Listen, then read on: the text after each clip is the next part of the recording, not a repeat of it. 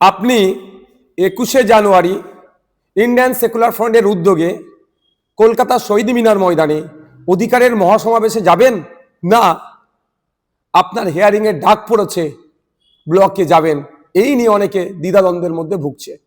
আমাদের অনেক নেতৃত্ব জানিয়েছে এবং অনেক সাধারণ মানুষ ফোন করে বলছে, ভাইজান কি করব, 21 তারিখেই আমাদের আপনার হিয়ারিং এর ডাক পড়েছে। আমি আপনাদের জানিয়ে দিই, আপনার নির্দ্বিধায়, কোনো ভয়ের দরকার নাই, 21শে জানুয়ারি কলকাতা শহীদ মিনারে আমাদের ডাকে যে অধিকারের মহাসমাবেশ হচ্ছে ওখানে উপস্থিত হন। আর আপনারা কি করবেন, তাহলে একটা চিঠি তৈরি করুন। চিঠিটা আপনার ব্লকের যিনি ইআরও আছে, ইলেকট্রাল রেজিস্ট্রেশন অফিসার, তারকে দিন। সেই চিঠির নমুনা এই ভিডিওর কমেন্ট বক্সে দেওয়া হচ্ছে।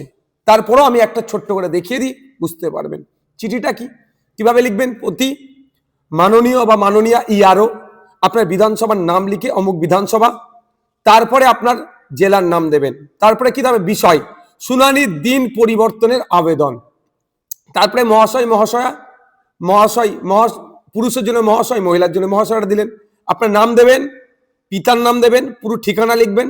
তারপরে আপনাকে যে নোটিশটা গিয়েছে, নোটিশটা ধরে বাম দিকের মাথায় এমন জায়গায় নোটিশে লেখা আছে, নোটিশ নাম্বার দেওয়া আছে, ওই নোটিশ নাম্বারটা বসালেন। তারপরে কি লিখবেন, আপনার পক্ষ থেকে 21শে জানুয়ারি 2026 আপনার দপ্তরে এসআইআর বিষয়ে, এই যে গ্যাপটা, এসআইআর এর যে কি কারণ আপনাকে নোটিশ ইস্যু করেছে, যে কারণটা আছে সেটা উল্লেখ করবেন। উল্লেখ করার পরে শুনানির জন্য নোটিশ পেয়েছেন, আপনাকে বিশেষভাবে অনুরোধ করছি 21শে জানুয়ারি 2026 বুধবার অনেক আগে থেকেই আমার একটি গুরুত্বপূর্ণ অন্যত্র প্রোগ্রাম রয়েছে।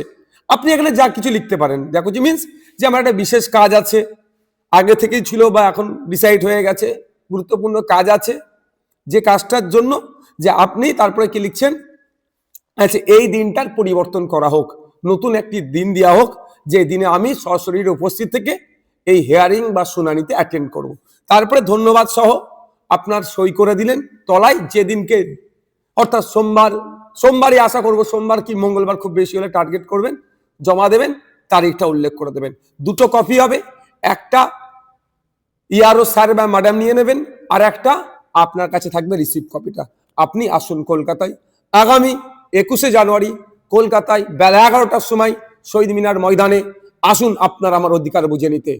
ফেক এসটিএসসি সার্টিফিকেটের নামে যেভাবে প্রকৃত এসটিএসসিরা বঞ্চিত হচ্ছে, এই হয়রানি বন্ধের জন্য, নতুন ওবিসি সার্টিফিকেট দিয়ে মমতা ব্যানার্জি যেভাবে মুসলিম সম্প্রদায়ের সাথে দ্বিচারিতা করছে, বৈষম্য করছে, এটা বন্ধের জন্য, ওয়াকফ সংশোধনী আইন প্রত্যাহারের জন্য, আর সর্বোপরি এসআইআর এর নামে রাজ্য জুড়ে যেভাবে অহেতুক ভোটারদেরকে হয়রানি আতঙ্কিত করা হচ্ছে, এটা বন্ধের জন্য, এবং সাথে সাথে স্কুল সহ মাদ্রাসা শিক্ষা প্রতিষ্ঠানগুলো শিক্ষক শূন্য অবস্থায় চলছে, পর্যাপ্ত পরিমাণে শিক্ষকদের শিক্ষার পরিবেশ করিয়ে নিয়ে আসা হোক, এবং যে নয়া শ্রম কোড নিয়ে এসে কেন্দ্রের বিজেপি সরকার শ্রমজীবী মানুষদেরকে শোষণ করছে, সেটা বন্ধের জন্য, এবং যে শিক্ষিত বেকার যুবকদের হাতে কাজ তুলে দেওয়ার লক্ষ্যে এই ধরনের 10টা পয়েন্টের উপরে সব আরো পয়েন্টে আলোচনা হবে। আমরা কলকাতায় শহীদ মিনার ময়দানে এক অধিকারের মহাসমাবেশ ডেকেছি।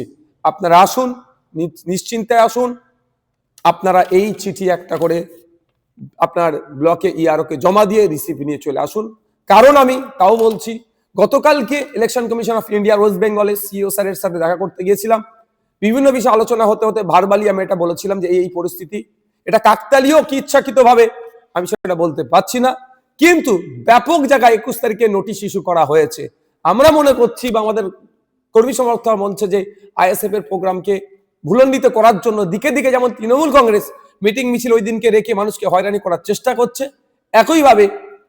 একইভাবে এই নোটিশ ইস্যু করে মানুষের যাতে না আসতে পারে সেই রাস্তা বন্ধ করার চেষ্টা করছে। তারপরেও সিইও স্যারের সাথে কথা বলেছি, তিনি জানিয়েছেন এই ধরনের অ্যাপ্লিকেশন করলে, চিঠি লিখে জমা করলে প্রত্যেককে অল্টারনেটিভ ডেট দেওয়া হবে।